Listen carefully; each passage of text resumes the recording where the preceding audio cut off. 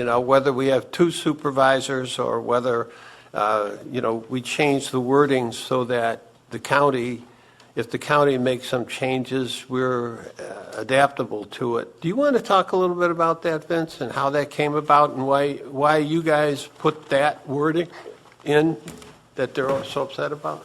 Sure. And good morning, Mayor and Council.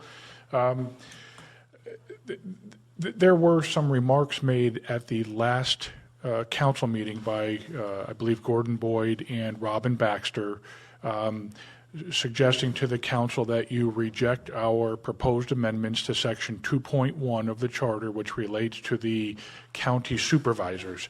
I believe they described it as reducing the number of supervisors from 2 to 1, or I believe they also referred to it as abolishing one of the 2 county supervisor positions. They described it as unfathomable and undemocratic. And I just want to be abundantly clear that those statements are false. Under the charter as it currently exists, we have 2 county supervisors at the Board of Supervisors. If the council were to implement the proposed amendment submitted by the Charter Review Commission, we would still have 2 county supervisors at the Board of Supervisors. We have 2 county supervisors not because it's in our charter. We have 2 supervisors because the county adopted a local law establishing 2 supervisors. And this originated following the 1967 Court of Appeals case of Iannucci v. Board of Supervisors, which required the 1 person, 1 vote implementation and the regulation of the weighted voting system. In 1968, the County Board of Supervisors established a local law to align with the Court of Appeals decision and indicated that our representation at the County Board of Supervisors is based on a weighted voting system subject to our population thresholds that were established in the local law. In 1968, that population threshold was at 12,000. And it was indicated at that time that because of our population, we went from 1 to 2 supervisors at the Board of Supervisors, and the total number of supervisors at the county went from 21 to 22. Periodically, and more specifically, every 10 years based on the census, the county undertakes an evaluation reviewing the thresholds. And they have, over the years, increased those population thresholds. In the 1970s, Clifton Park went from 1 supervisor to 2. And the most recent local law adopted by the county, I believe, increased the thresholds to what are now, I believe, 27,500, somewhere in that ballpark. So when we undertook our review of the city charter, we got to section 2.1 and simply in reviewing that section had the question acknowledging the role that the county plays in determining the number of supervisors that we have at the city of Saratoga Springs. One of the members of the commission, who was at that time also a supervisor, had been for a number of years, is now a former supervisor, reached out to the county attorney, George Conway, to specifically get more information regarding this issue, and we were provided with a memo that outlined some of those things that I just indicated to you, the Court of Appeals case and the implementation of the local law to align with that case, and the thresholds based on populations. So we proposed language in the charter that simply acknowledges the county's role. It doesn't change the number. It simply goes from indicating 2 county supervisors to there shall be 1 or more as established by county law. So if the thresholds change such that the number of supervisors would ultimately also change, it would allow for that ability. But we wouldn't be able to prevent that change if we keep that language in the charter. So I'm not sure where the confusion lies. I don't believe the proposed amendment that we provided was even ambiguous, but it certainly did not and does not reduce the number of supervisors from 2 to 1. So I don't know if there are any questions on that. I'd be happy to answer them. Yeah, my question is that it appears that if we accept the recommendations of the Charter Review Commission, it appears that we are giving up some control from our city to the county to determine how we are represented at the county level. That doesn't seem right to a lot of people. Except that that's not what we're doing. So we need to, I need to understand that a little better. I mean, I know that you explained it, I think you explained it, but I haven't quite internalized what it is you're saying. Yeah. It seems like just going to say that, hey, we're going to give that authority to the county is reducing our ability to represent ourselves at the county level. I'm just trying to understand that, and I don't quite understand it now. Oh, a couple of points to that, if I may. One is, I think at the outset, there needs to be an understanding that under the municipal home rule law, the County of Saratoga, as a local government, is empowered to establish the composition and makeup of its legislative body. The legislative body of the County of Saratoga is the Board of Supervisors.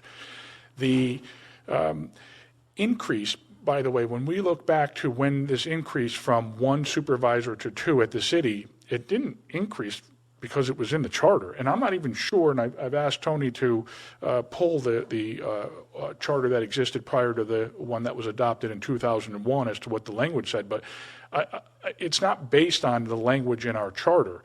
And to use that as a comparison, if the population thresholds had changed such that we would be entitled to 3 county supervisors, does anyone think for a second that we would forfeit that 3rd supervisor because our charter specifically says 2? That's not how it works. That's not how it would work. And this subject came up in 2017 as well during the Charter Review Commission that you were a part of, Commissioner. And it had been indicated, and the minutes reflect this, that Gordon Boyd in particular was of the opinion that the reference to the county supervisor should be removed from the charter. He acknowledged then and understood then that it is not a creature of city government. It is subject to county law and county government. So basically what's happening here, so if we were to say 2, really doesn't make any difference at all? Or does it? Does it then put us in a case where we might fight over whether our charter supersedes the county's capability of making this kind of a decision? You know what I mean? I don't think it does it? I mean, I don't either. From what you just said, I mean, they're doing it based on a law that was established before. We don't have any choice. I believe that Gordon also made reference to, for example, Glens Falls and some other communities. The distinction with those is that Glens Falls in particular operates their city government under a ward system or a district system. And so they have, in their instance, I believe, 5 representatives at the County Board of Supervisors. I believe it was Canandaigua or some other municipality out in that area, and that is similar, where that municipality has a ward system where they have individuals representing certain wards within that municipality, and their representation at the County Board of Supervisors is in alignment with that ward system. That is not because it's in the charter. That is because the county in which that municipality resides allows it.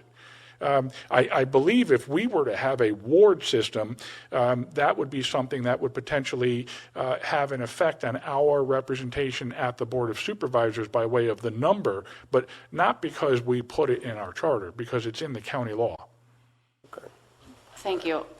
We did get George Conway's memo. I did share it with the supervisor or the council the other day, and we did pull Warren County's local law number 2 of 2023 if anybody wants it. To figure out why Glens Falls had 5, and it is because of the ward system, and it's my understanding it doesn't change their weighted vote. Does not. It dilutes their weighted vote basis. Whether they're 2 or 4, they get the same weighted vote, correct? The vote of the municipality is directly tied to the population of that municipality. So every municipality in the county of Saratoga, just putting Glens Falls aside because I think our focus is on our county, every municipality in the county of Saratoga has a vote that is weighted based on the population of that municipality, and that population is reviewed every 10 years at the decennial census.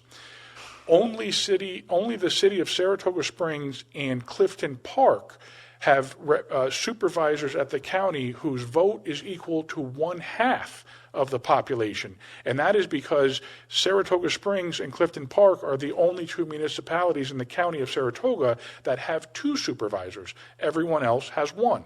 So their 1 supervisor carries the entire weight of the entire population of that municipality. Our supervisor carries the weight of 1/2 of the population of the city of Saratoga Springs because we have 2. So it's divided in half. So no municipality gets any more or any fewer votes in totality. It's all tied to the population, and that's how you get or align with, rather, the 1 person, 1 vote requirement. My understanding is that the number of supervisors makes a difference in committee assignments. It does. And in what comes up to a vote. And that seems like it's an issue that makes it undemocratic for a city not to have enough representatives so they have their influence in what comes up to a vote. So I don't know how we address that so that Saratoga Springs is treated fairly by the county. I believe there are county practices in place today that makes it a bit undemocratic. And we need to do whatever we can to get rid of that, to make sure that we are living in a democratic society. Oh, so we I can, don't know how to address that if we don't specify the number of supervisors that could get those committee assignments, that could have influence in what comes up to a vote. The only thing I would suggest to you, Commissioner, is putting it in the charter does not further the purpose you are hoping it would. So I challenge is not the right word. I asked the Charter Review Commission to see how that inequity can be addressed. okay, well, it's not the charter review, it's us. It's No, what okay. It's what we end up Right. putting in and agreeing to. I So I'm- mean, because it makes absolutely no difference, I don't know why we need to change it at all. Just leave, I mean, if the county decides to change it, it's going to change regardless. Yeah. Whether we have 2 or 1 or whatever, right? To that point, Mayor, and I can also indicate, I mean, the work that we did as a commission and the product that we had submitted to you, our report, the 40-plus amendments that are being proposed, this particular one was not of any controversy or concern at all. If this is one that the council does not feel comfortable implementing, by all means, do not implement it, but just don't make that decision based on false information. No, I I get appreciate that. And I also, if you look at it the other way, if we're going to put 2 and the county lowers their threshold of representatives, our charter only has 2 when we could have 3. Because now it's per 15,000 versus. Originally, again, in now it's- 1968, the threshold was 12,000. Yeah, I know, If I that did, threshold it is had here. remained consistent, we would be at 3. Right, yeah, exactly. So 1 or more at least covers you that way as well. Well, we can discuss that, but it seems that's the only real feedback we've gotten. Yeah, and I know that there have been some comments regarding our proposal relating to the inclusion of IT and risk and Yes. safety, and I respect the council's deliberation on that. And actually, you could speak to that a little bit, couldn't you? I can indicate that as we further our efforts as part of Phase 2, we are reevaluating those particular positions. You are, Yeah. okay. And- Oh, good. Are and- you going to come up with, What is being discussed, no determinations have been made yet, and once we narrow this more, we're going to have public input and feedback, but one of the things that have been discussed is trying to centralize certain positions within City Hall that we believe carry citywide importance, HR being one of them. HR currently resides in the mayor's department, but really is bound to serve all 5 departments and every employee within the building equally. Similarly, legal. Legal is currently in its own section, but IT and risk and safety were those positions that we believed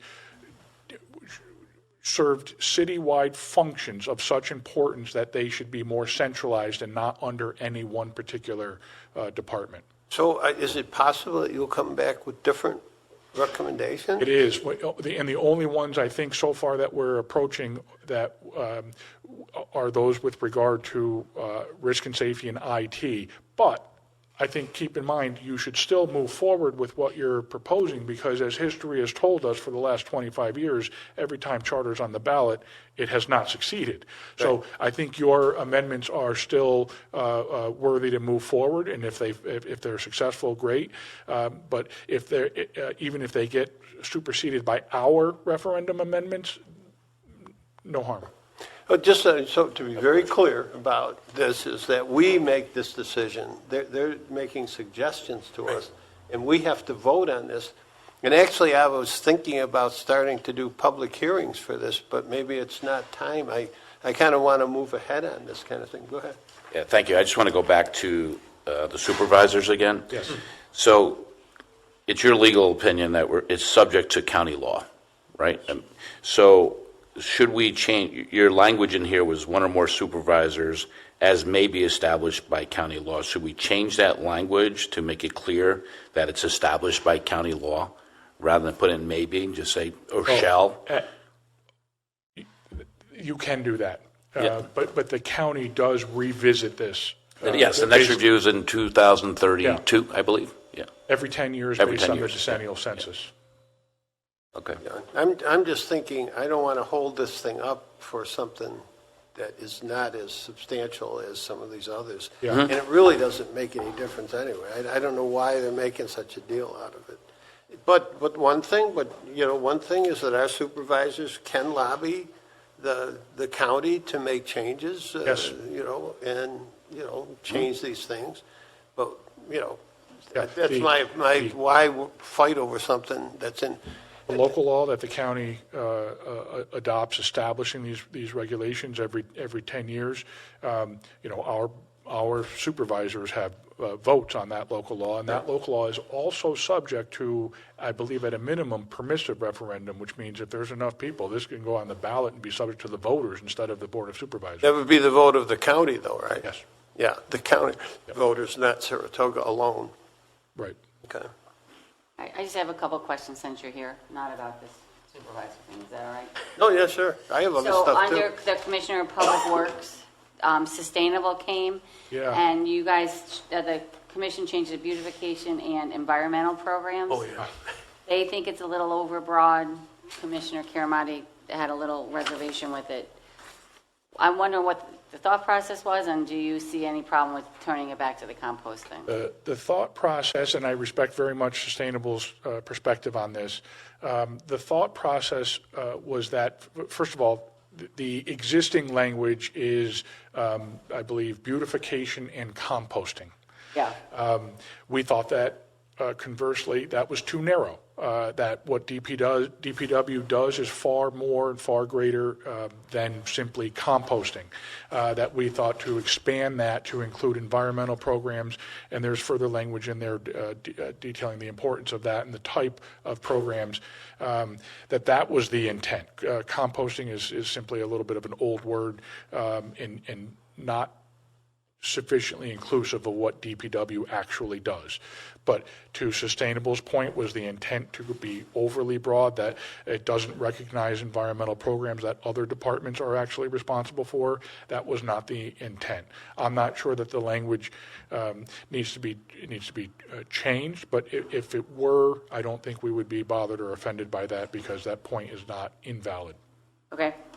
And then I do have one other question. I probably have more than one other, but this was brought up when we discussed the accounts department section. In the charter, we have a time frame to review the UDO and the charter. Would we ever want to add a time to do reassessments, a time frame? Is that something that would be in the charter? Like every 10 years, a property should be reassessed? It kind of then takes it out of the politician's hand Yeah. and puts it into the charter. New York State recommends no more than every 10 years. Okay. It's not a hard and fast rule, but that's the recommendation, and clearly we're well beyond it. And it's, given that we have 2-year terms, nobody wants to run on it. And if it were in the charter, it's kind of a no-brainer then, in terms of then you're just required, and you get the pass on. Yeah.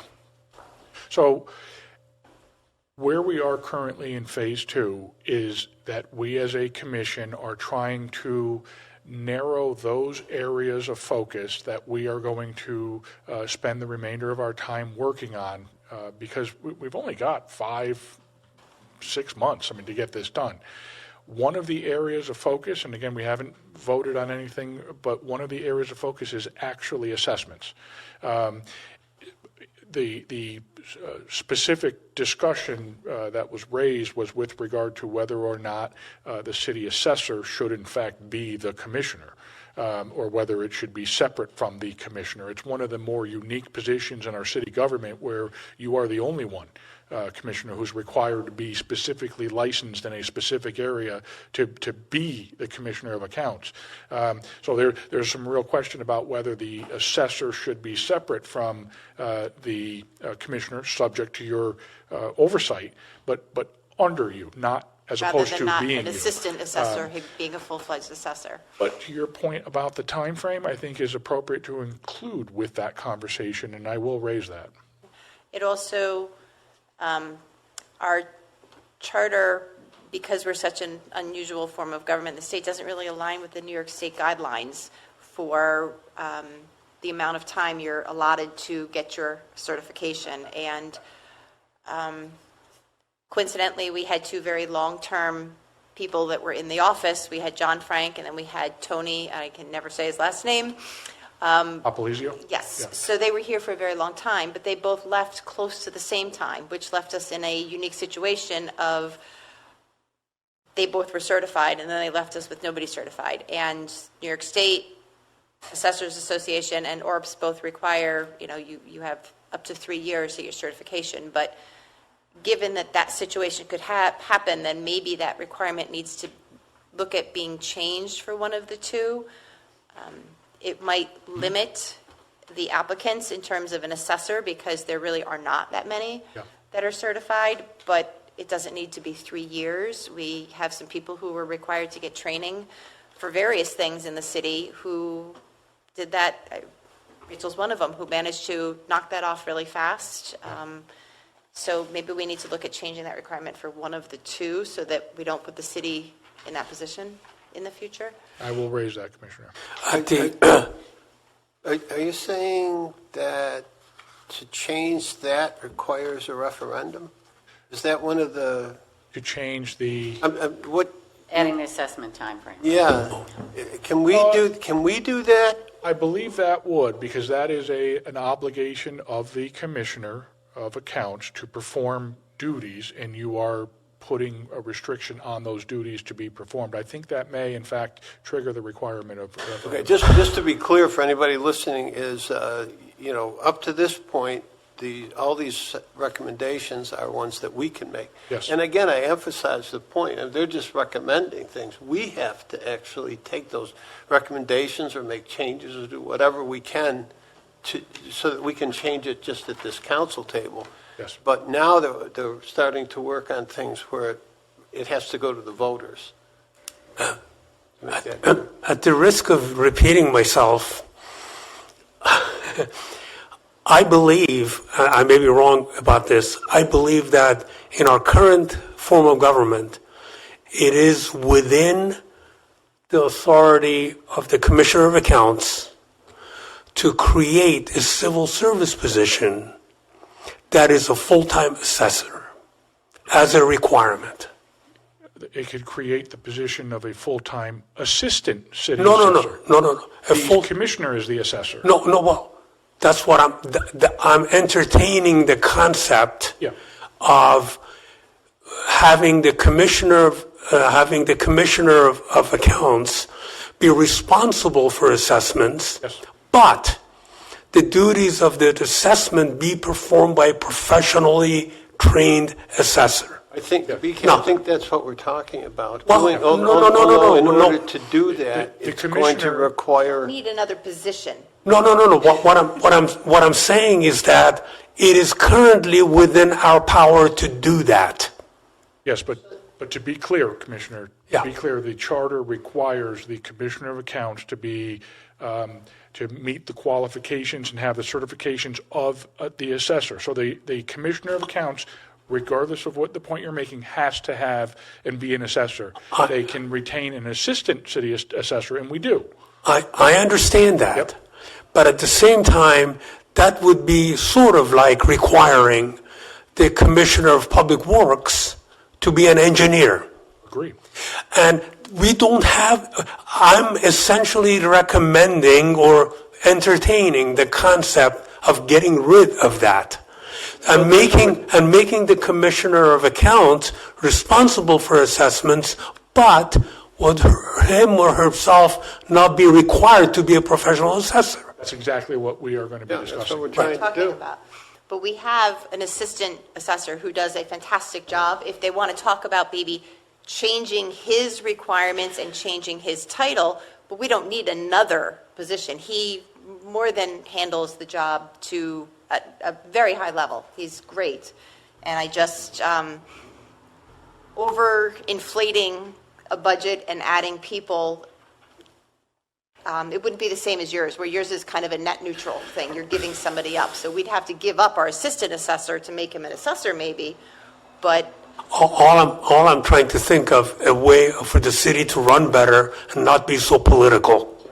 So it's more professional, and the job that requires a high degree of knowledge and expertise become part of the city government and not subject to elections every 2 years. That's why we work with yeah, the, Dave that's is what about we're as trying to do. apolitical as you BK. can get.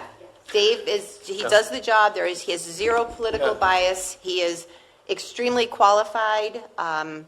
He has everything you could possibly want. It's just the difficulties in the qualification timeline is the only thing that I think really needs to be addressed. It doesn't require any more people or any change other than making sure, somehow ensuring that that timeline, if that coincidence happens again where we lose two people in the same time frame, that we don't have two new people coming in without it. It would be very difficult to hire a full-time assessor right from the beginning with the certifications. There are not a lot of them. And the position is fairly well paid in Saratoga. He has everything you could possibly want. I just Yeah. looking for ways to ensure that we're not putting the city at risk. It would, Potentially a 3-year time frame. it would still be a referendum, though, because we're taking the power away from yes. them. Yep. Thank you. But we A are discussing charter is that. what governs this Yes, sir. stuff right now. Okay. I actually, we don't have time to go into it, but I do want to discuss at some point the length of our boards, being average of 7 years, our land use boards. And I wonder, it's hard to get people to commit to that. Yeah. And whether or not some kind of, you guys didn't even address that, but I was looking at it today and wondering if that's something that we should discuss openly about. You can. That is currently in our code. The length of term for those boards is not included in our charter. They typically align with the number.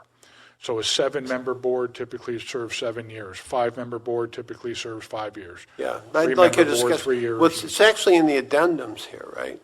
Excuse me? It's in the addendums?